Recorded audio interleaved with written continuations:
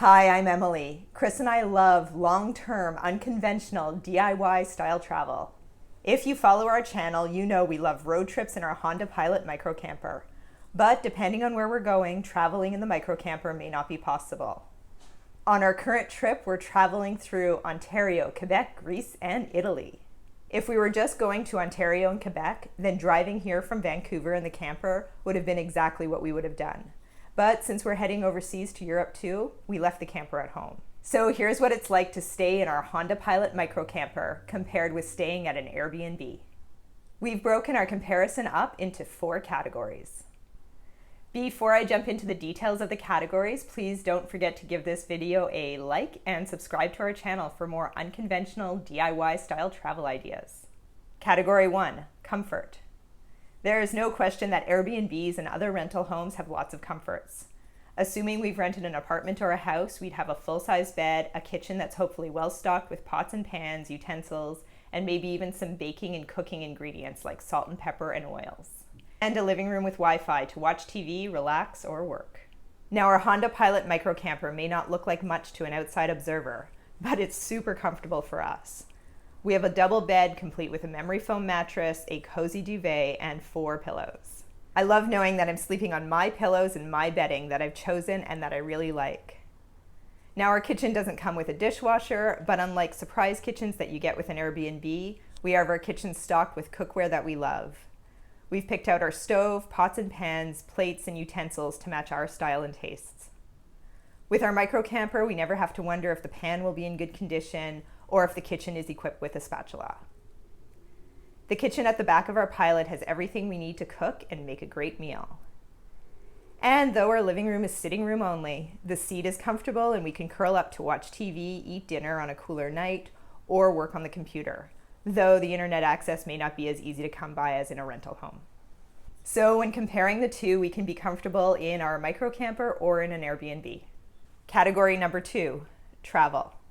We can break travel down into 2 subcategories, getting to the location and exploring the location we want to be in. If we're staying in an Airbnb overseas, getting to the location typically involves a plane. Flying is necessary, but it has its usual annoyances that we won't get into here. If we're traveling within Canada and the US, we can do it as a road trip in our microcamper. I love traveling in our own car where we can make our own schedule and we have what we need around us.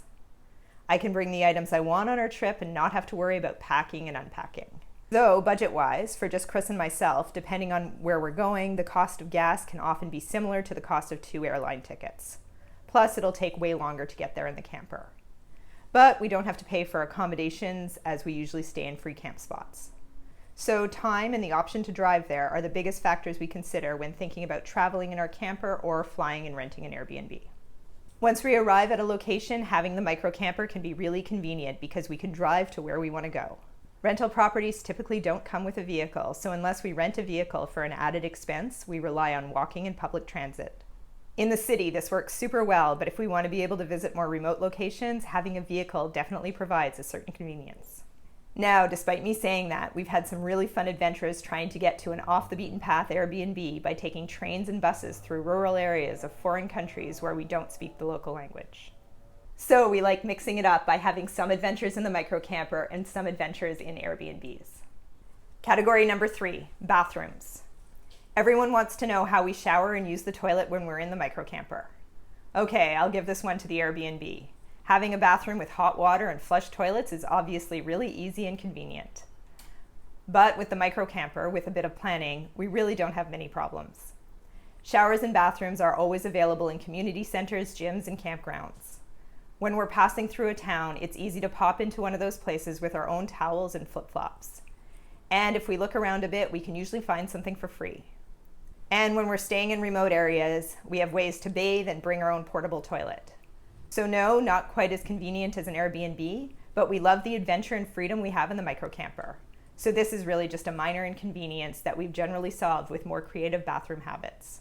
So for us, bathrooms aren't a huge consideration when comparing the microcamper to Airbnbs. Category number 4, adventure. Chris and I don't typically plan our travels too closely. We have general ideas on where we want to go and what we want to see, but from there, things often shift dramatically. We might see something we love and decide we want to spend some extra time there, or we get somewhere we were really looking forward to seeing and we realize it's not really worth staying for as long as we'd originally planned. With the microcamper, we can come and go as we please, finding new spots to stay every night and waking up to a new view each morning. We have everything we need to be comfortable inside our vehicle, so we can follow what calls to us. Airbnbs can be booked at the last minute, but this also means less choice and often a more expensive accommodation. So when we book at an Airbnb, we have to plan ahead of time and guess where we're going to want to be and when. If we want to stay somewhere for a while and have lots of experiences in one area, an Airbnb can be a great way to do that.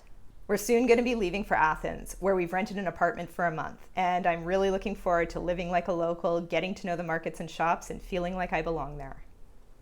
We love our microcamper for giving us the freedom to travel and change our minds, but we also love Airbnbs for giving us a local experience. So traveling in the microcamper or staying at an Airbnb both have their pros and cons. It just depends on where we're going and what kind of adventure we want to have.